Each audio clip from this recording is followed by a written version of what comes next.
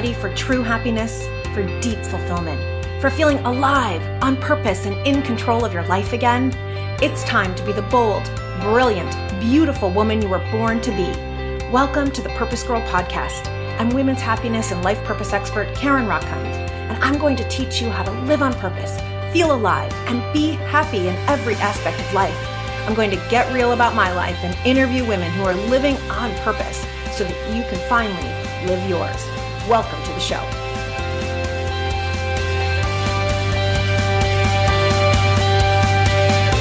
So when I was a little girl, my parents used to say that they got it right the third time. And what they meant by it is that I was this perfect child, smiling all the time, happy all the time, got super great grades, had tons of friends, etc., etc. Ran for student council, was a cheerleader. And though I was super flattered to be called the perfect child, to know that they got it right the third time, I even felt better than my brother and sister, which is a totally different topic for a podcast, which we will do another time. I don't feel that way anymore. It created this huge amount of pressure on me to constantly be perfect, to never want to try something if I thought I was going to fail at it, to be terrified if I got a B or a B plus, that maybe somebody was going to find out that I wasn't as smart as they thought I was. Or if I wasn't good at ice skating, for instance, even though I loved it, I dropped out after a couple of years because I wasn't perfect at it. I wasn't the best at it. And I felt like in order to maintain this status as the perfect child, I had to be perfect at everything. And so I strived my whole life. It's probably why I got married at 22 to the quote unquote perfect guy, and tall, good looking, handsome, blah, blah, blah, blah, blah. And this drive for perfection, though it probably made me happy and successful as a child, ended up making me miserable. And so I have been on my own perfection detox over the last 10 years, really trying to get hold of this story. And what I have discovered is this is one of the major reasons why women are so much more depressed than men, why women are so much less happy. We are on this constant strive for perfection. And it's not like social media is helping us at all, right? Everyone else looks to have a perfect life. And so we're striving. And it's not making us any happier. And it has to come to an end. And my guest today is the perfect, quote unquote, I say that kind of tongue in cheek, the perfect person to help us with this. Petra is a leading happiness and movement expert. She has been featured on multiple news stations, on CBS, Shape Magazine, Health Magazine, TEDx, FX, Fox, NBC. And she has been through her own journey of having, quote unquote, the perfect life, where she was working with Nancy Kerrigan and George Foreman and Reebok and Adidas and Gatorade and seemed to have it all. I mean, she has been called the 2016 Canadian Fitness Professional International Presenter of the Year and the 2016 Sarah City Mania Female Presenter of the Year. She is one of America's top female trainers. She is rocking it. And yet, in reading her book, The Perfection Detox, I learned how much her inner critic, how much her strive and fear of not being perfect was leading to her own unhappiness. And so in her book, The Perfection Detox, Tame Your Inner Critic, Live Bravely, and Unleash Your Joy, I myself have been doing the Perfection Detox with her, and it has been changing how I think. And so I am delighted to have you on, Petra, so that we can get to the heart of why we feel this need to be perfect and what we can do about it. Welcome to the PurposeGirl podcast. Thank you. It is so awesome to be here. You and I met a few years ago in New York City, and we had this awesome coffee date, and it was so much fun. And obviously we had just met. I don't think I knew your whole journey and your whole struggle with perfection. You know, sitting in front of me, here you are, this gorgeous woman with a rockin' career. You've had tons of exercise CDs out there, and back in the day, VHS tapes and, you know, on all these news channels. But perfection has really been a struggle for you your whole life. Yeah, I mean, it's so funny. Even that meeting, Karen, you were so gracious. And I think a mutual friend had connected us. And even at that point, is this whole comparison. Like you say, we have this outward persona where we show our best selves to the world. And there's nothing wrong with that.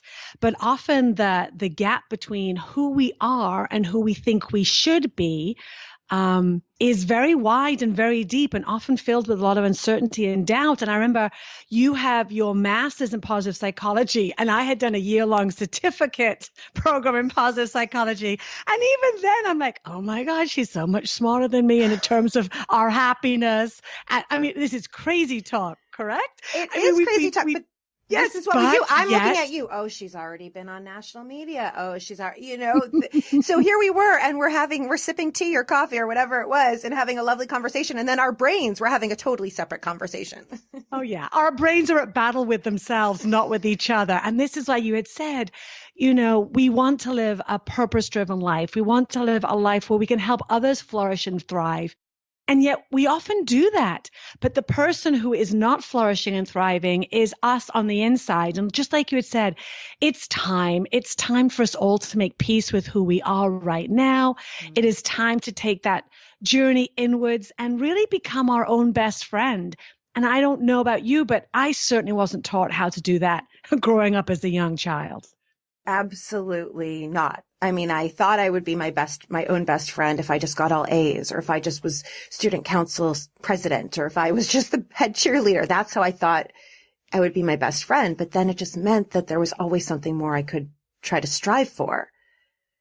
So I would love to hear your story. How did you discover this inner perfectionist and that you wanted to do something about it?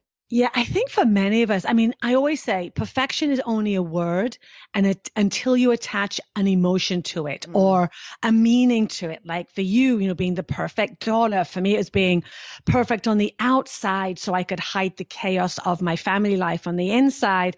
And when I was a young child, Karen, I had no idea that's what I was doing. Mm-hmm. My dad was a drinker, and growing up in a very small town in England, I thought we were the only imperfect family. Going back 20 years later, I recognized every single person on our street pretty much so was dealing with the same problem, because that's all you had to do in the evening. Once work had ended, the dads would go and drink, they'd play golf. And then this idea of, well, if I'm the only one looking, having this chaotic life, how do I appear to have it all together? And then I moved into the dance world, which only added more of that, talking about, you needed to look perfect, you needed to move perfectly, you needed to eat the perfect thing. And even then I wasn't aware of this silent static, I call it, like the static between my heart and my brain. My brain wanted to appear one way, yet my heart just wanted to live another way. Again, being British, no one talks about this. So I think it began when I moved to America. And it really became a highlight. I went to school, and I went to dance school at the age of 16. So I never got the degrees. I never got the master's. I never got the PhD. And that was never an issue for me as a dancer. But when I moved into fitness, Karen, and I think I sound like you had said in your very kind introduction, I became over time, I mean, I did my 10,000 hours, but over time, I suddenly was positioned as a fitness expert. And somewhere in my mind, I felt to be an expert, you needed to have the master's, the initials after your name. Mm-hmm. So all of us, like you said, all of a sudden I felt, like the imposter syndrome. People are viewing me as though, and no one ever said, Petra, we're now calling you a fitness expert. You need to go back to school. No one ever said this, but through a whole, myriad of past circumstances, past, moments, I created this idea in my mind that to be the perfect fitness expert, Petra, needed to be perfect Petra. And it just began to get bigger and bigger and bigger. And this internal box of, silent promises and silent deals with myself began to escalate into anxiety. And I didn't realize you also suffered from anxiety. And then, what you don't look at and what you don't own owns you. Mm-hmm. Anxiety is not pretty. So I pushed it into a little box, and you don't push anxiety into a corner, it won't be ignored. So then it manifested itself into panic attacks. And one of my symptoms was full blown head to toe body sweats. In less than 60 seconds, I would be drenched.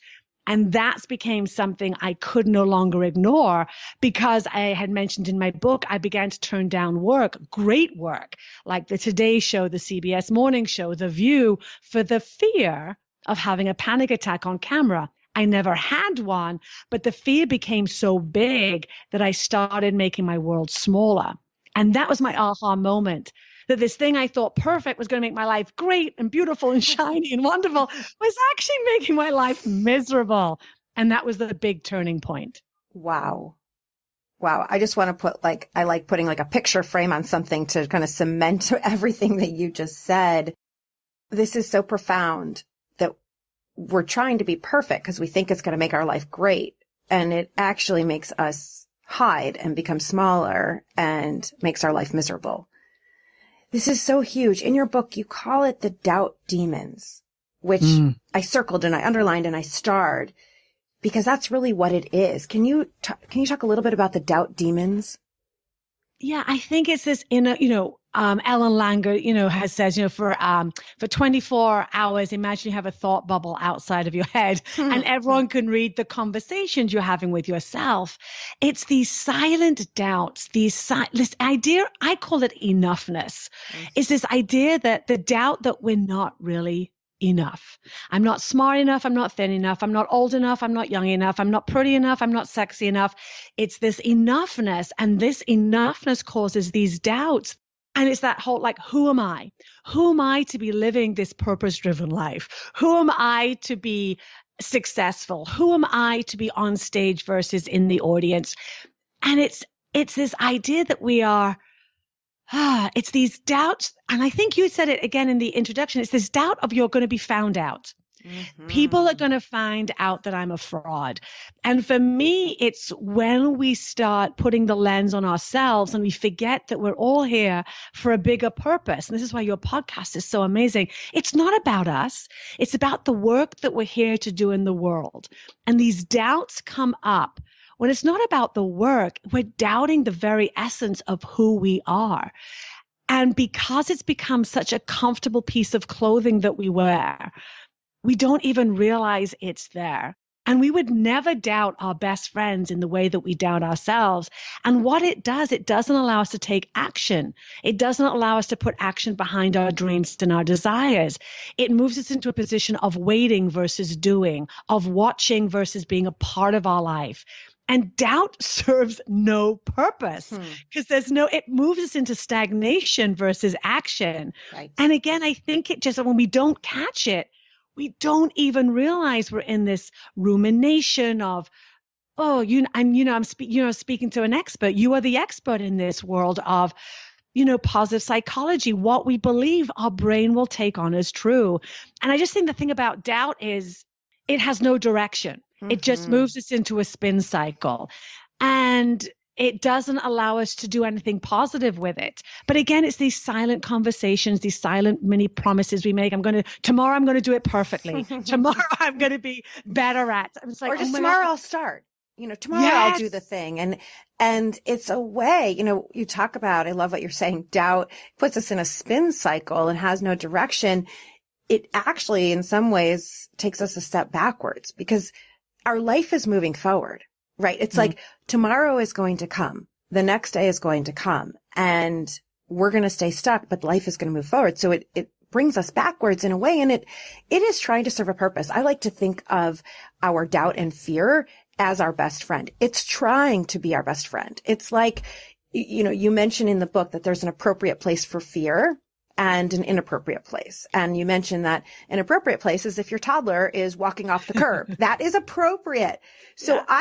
I like to think of doubt and fear as the parent in your head or the best friend in your head that's trying to save you from stepping into traffic. The thing is that it might have been traffic when we were younger, right? Maybe you looking perfect on the outside, if someone, your inner child, when you were 7 or 8 or 10 or 15, the fear was trying to ensure that you were liked among your peers and you were thought of as normal and cool and all of that. And if they knew the mess in your house, then they might not have liked you, as so the fear says.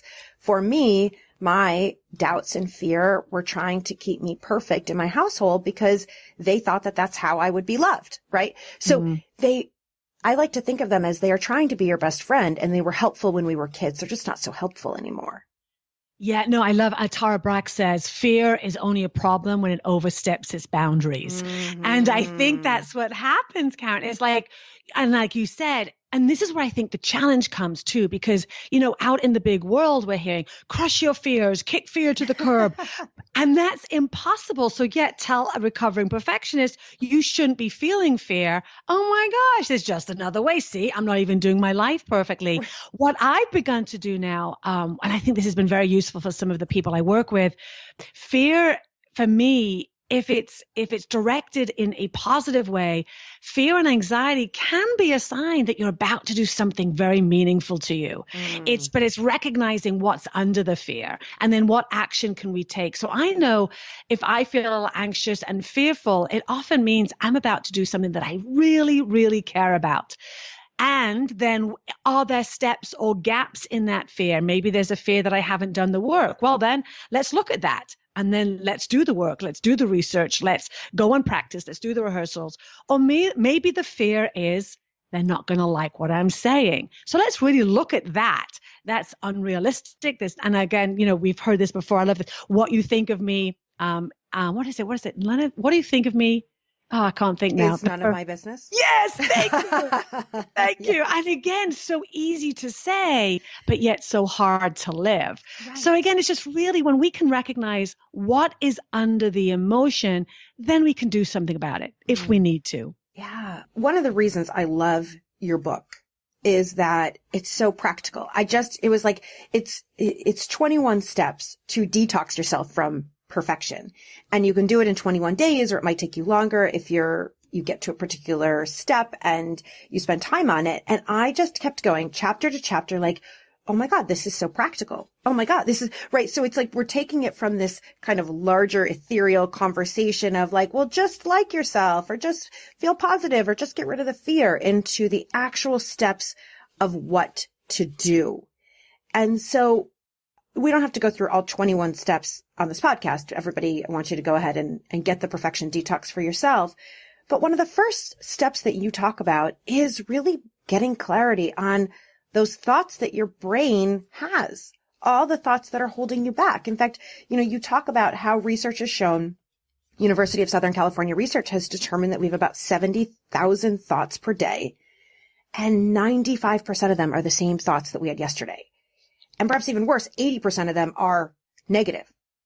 So step number one is noticing, you call it noticing the noise, getting clear on what are the top 3 of the imperfect kind of bits that you say to yourself all the time. So how do we start noticing the noise and start doing something or getting clear on our thoughts? Yeah, it's interesting. I so wanted to start this book with all the happiness stuff. Like, let's start. I'm like, I know, but you have to clear out the clutter to make room for the good stuff to come in. So true. Yeah. And some of the women I've worked with, Karen, actually, this is a very tricky step for them because these thoughts, this noise has been with us for so long. And this is where the damage happens. We don't even realize it's there. And so what I tend to think of is this simple idea of when you notice a thought, does it bring you more joy or does it suck the joy out of you? Because even with perfection, not all of the pieces of it are bad. There's many pieces of that you strive for excellence. You strive to be a great friend. None of that I want to get rid of. But which of my thoughts actually just make me feel less than? And these are the thoughts that often sit on our shoulders.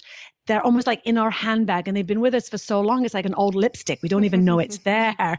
So the first thing is, and you don't want to, it's this idea of noticing, reflecting with a light touch versus then going, oh my goodness, I'm reading this book. I'm listening to Karen's podcast. I should know better than this.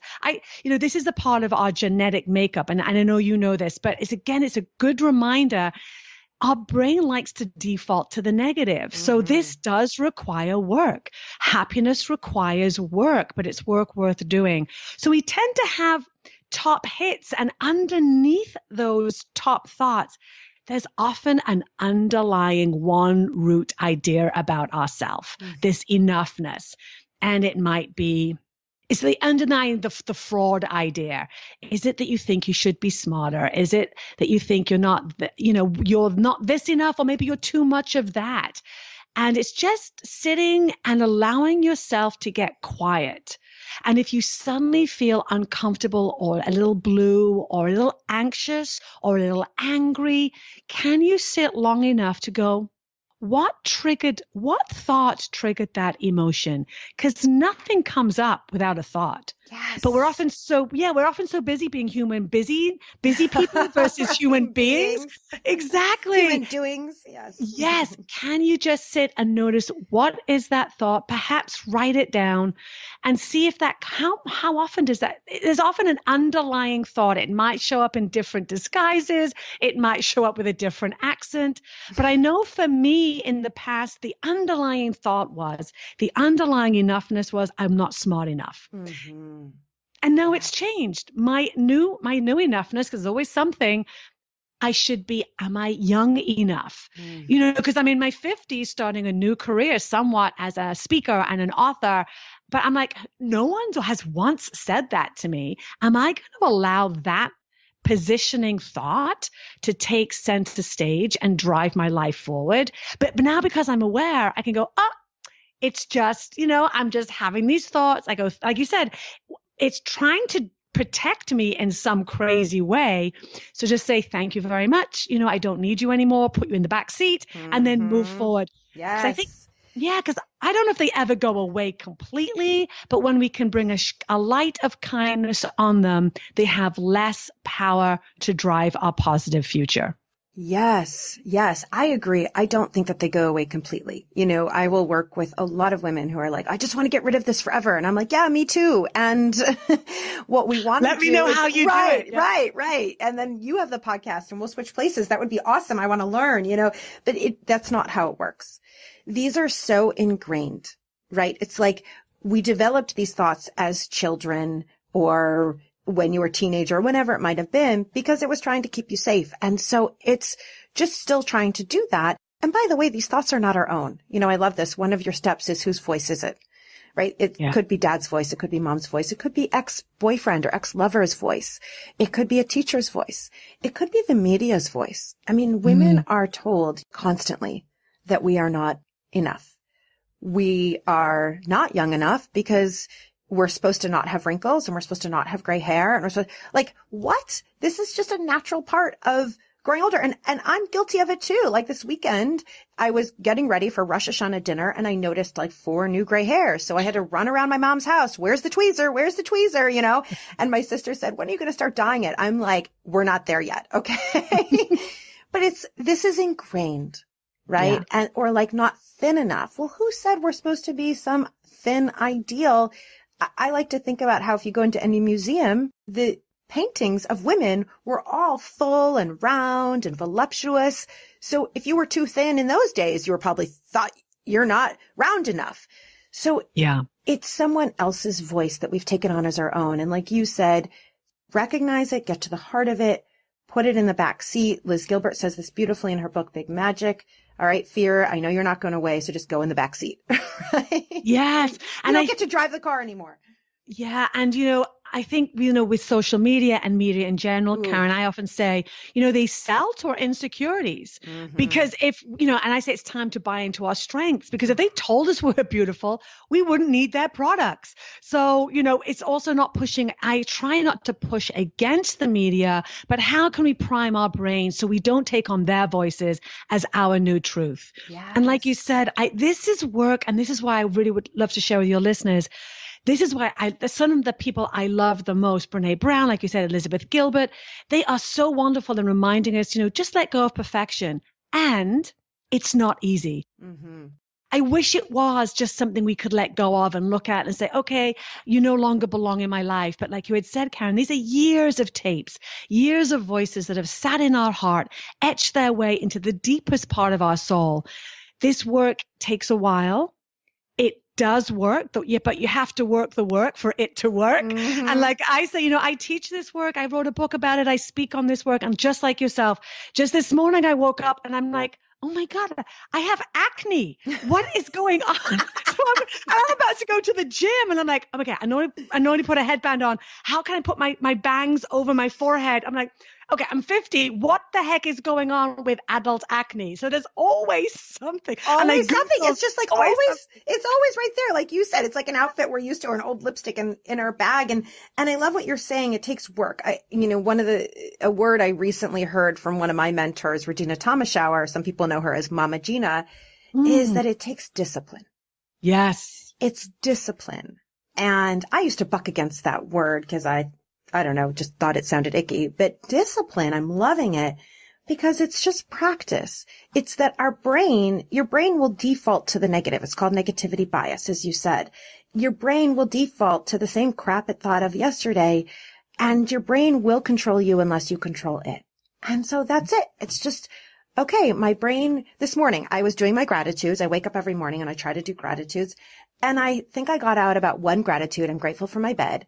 And then there was about a good 3 or 4 minutes of some other junk that came up about all the things I have to do. And I can't believe I didn't get them done last weekend and all this stuff. Right. And so it was like, oh, okay.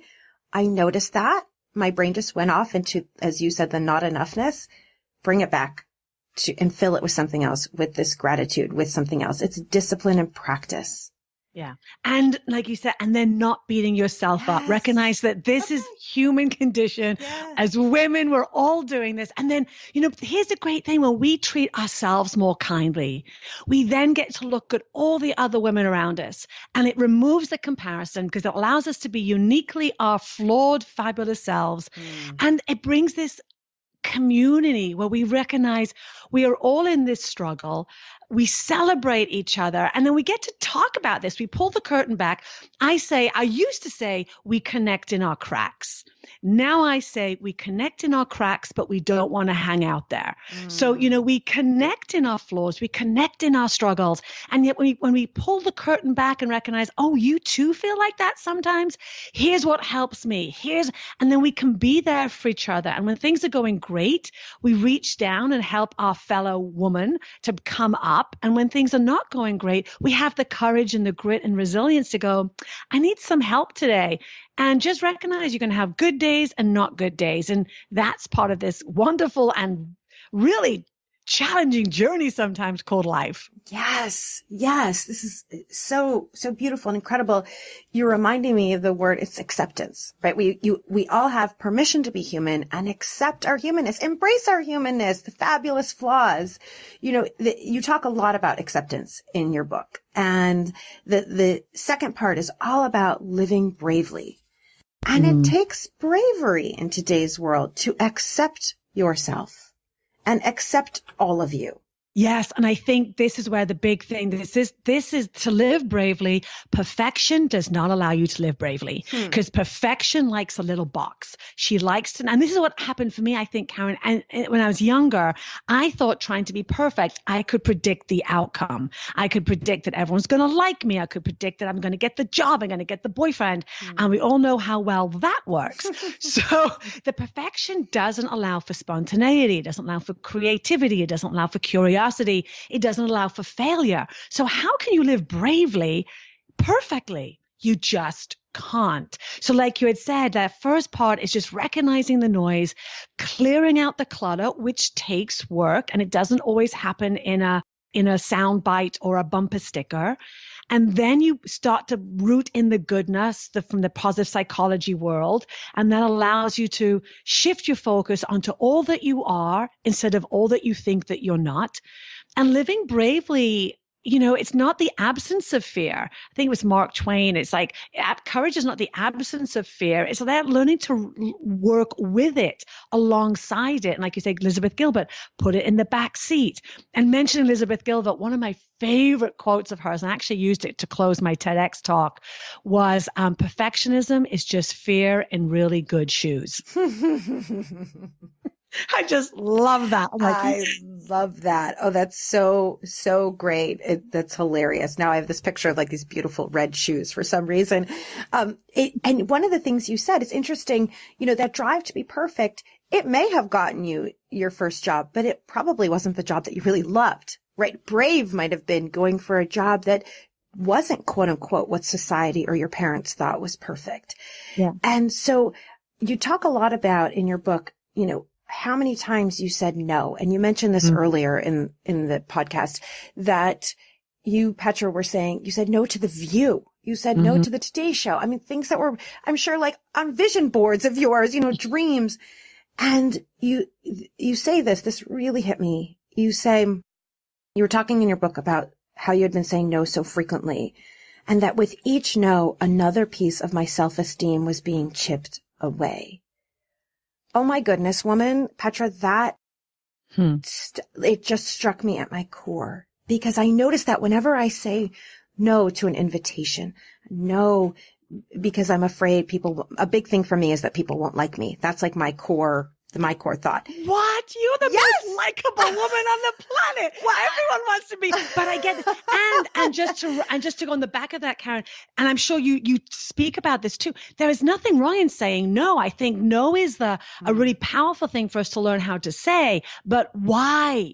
What's the why behind the no? Is the no, I'm going to say no to the event because they might not like me. I'm going to say no to being in the picture because I'm not feeling, my best. I'm going to say no to the date because I'm feeling fat. Those are not powerful no. Those are, not good no's.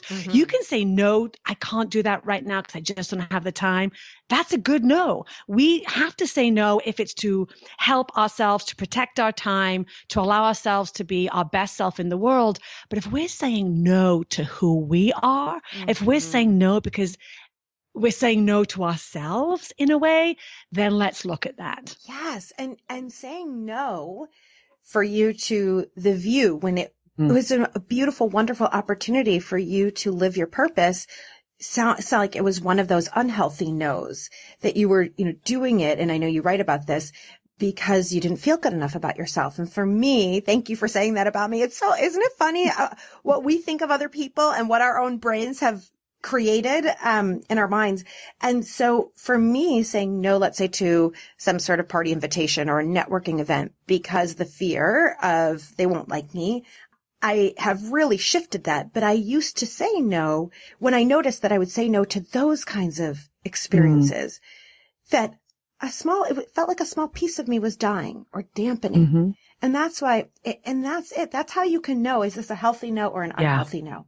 I think it's when, a healthy no is when your head is in alignment with your heart and there's no static. Your heart will say no. And it will say no. When it's an unhealthy no, there's going to be like a buzz. Your heart will always tell you when it's an unhealthy no. So when you say a positive no and it's in alignment with your values, your purpose, your life, your heart and mind will be completely in sync with each other. But your heart, like you said, there's that little bit of self-esteem being chipped away because I knew I was saying no because I was afraid of not being the perfect fitness expert. The TV shows would never ask me to be that. So I knew my heart was saying, you're saying no to yourself. You're thinking you're not enough. For example, with networking, I think for many women, networking and socializing can be debilitating because we feel like almost like who am I to be of interest to this group? I mean, who am I to be that? I'm not that fabulous. Everyone else in the room. And I guarantee you, everyone else in that room is really the exact same thing. They have their own thing. And so it's like, one of my things is like, puff up your chest, say, I'll use some positive psychology. Well, what else is true? What are the great things about me? Puff up your chest, get your smile on, and not in a fake way of like, just go have fun, go meet some people and have fun. And I love this because then you get into, in Living Bravely, you get into really how we can shift to the positive, right? Instead of ruminating on the bad, you talk about recalling, for instance, your proudest moment, celebrating your strengths. And this is like you're saying, you wanted to start with all the positive, but you need to clear out the clutter and the junk first. So then we have to really be brave and be proud of ourselves and know our strengths and live from this place of really what is our heart wanting. and Yeah. allow that to be a goal. And if you fail at first, try the next time. Yeah. And it's not egoic. I mean, I grew up being British, and they're like, you're actually not to be proud was actually frowned upon. But it's not about being egoic. Like you said, it's not about puffing yourself up or comparing yourself to someone else. It's not making yourself better than someone. All this is doing is giving you a foundation for your life that is rooted in the truth of who you are, your strengths, versus this flawed, faulty foundation of, and like you said, I could give you a list of everything I think I'm not. And then I ask people, well, what do you know for sure that you are? And they're like, well, what do you mean? What do you know your strengths? And it's so interesting. Like, just a really quick example, like if we look in a mirror as women, I guarantee you, I hope this resonates. I'm not the only one. If I look in the mirror like this morning, I'm like, oh my God, I've got like zits and I'm looking old today. I think it's me. On those moments I look in the mirror, I'm like, oh, I don't look too bad today. It must be the lighting. Oh, yeah. Am I the only one? No, you are not. You are not the only one. This is what we've been trained to do. When it's bad, it's our fault. And when it's good, it's, it's the Target had a sale, or whatever. And so we have to really, there is that fine line. I think so many of us as little girls, we were taught, don't speak about yourself. It's not kind. It's not pretty, please other people, just smile. Like we weren't taught that just feeling okay about yourself. I like to think of it that before you can get to self-love, you have to have self-okayness, right? That just being okay with yourself is good. It's good. Yeah. And just look, this life is precious. We have work to do. And I know I have more years behind me now, Karen, than I have in front of me. And it's like, I'm just being honest. I struggle with this every day, but it doesn't own me anymore. I recognize it. Maybe it's because I write about it so much and I do the work and I do the research. I just maybe it's because it's in my mind space a lot. I do not want to go to the end of my life and spend the rest of my days being at war with myself. What purpose does that serve? So like you say, just not even learning to love ourselves, just learning to like ourselves. Let's do it. Now's the time. We've got work to do. And when we can do it from a place of self-okayness, which is kind of even tragic to say. I know. It's not the ultimate it's the truth. Right. No, right. Like in the book I'm writing. Right. It's like we start with self-okayness, then we can move into, we accept, then we're okay. Like you said, then we can then we can love. And then the ultimate is then we celebrate, right? I want us all to move to a place at some point of self-celebration. Yes.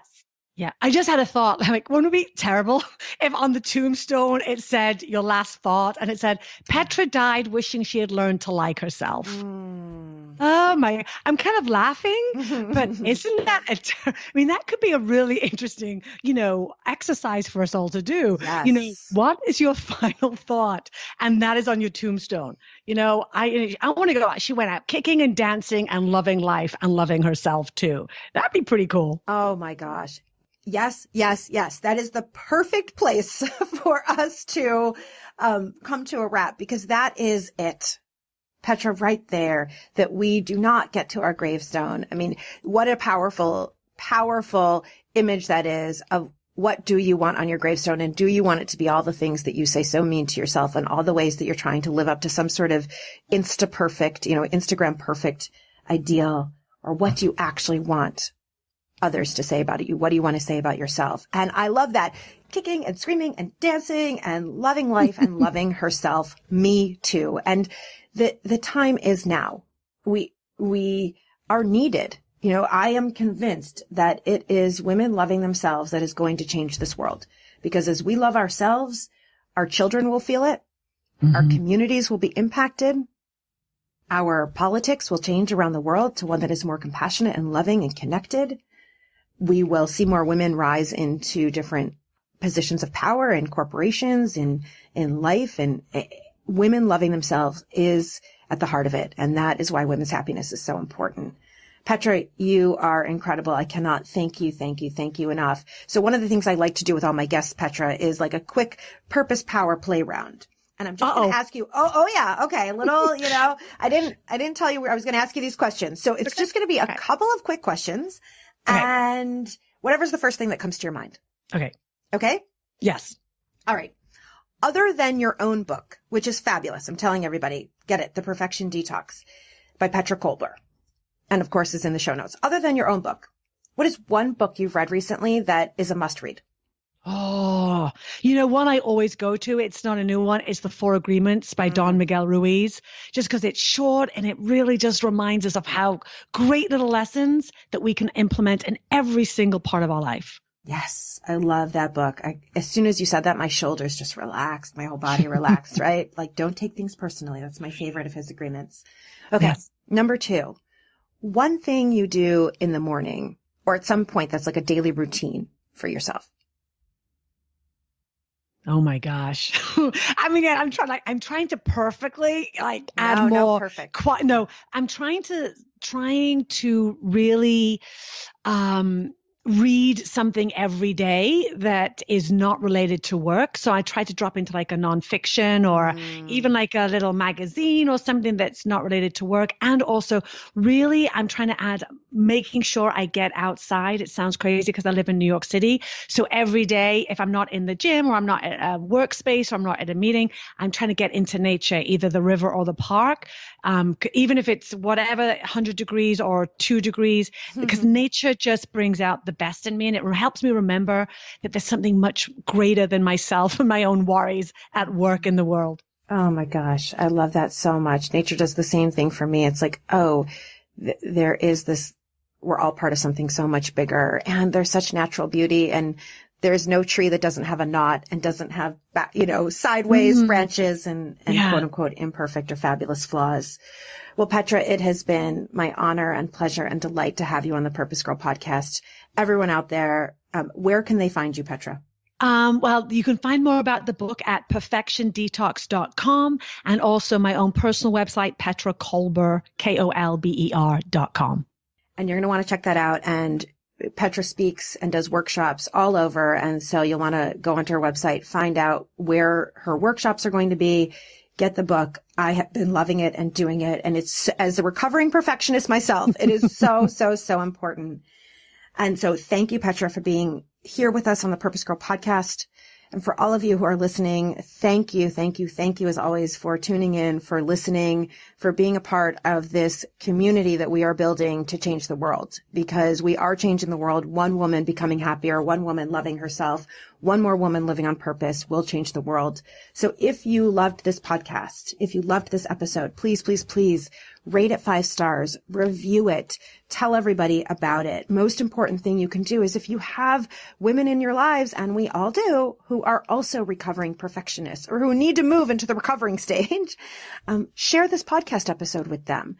That is how we are going to change the world, is the more you share this information with the women that you love, then woman by woman, we will be making huge impact.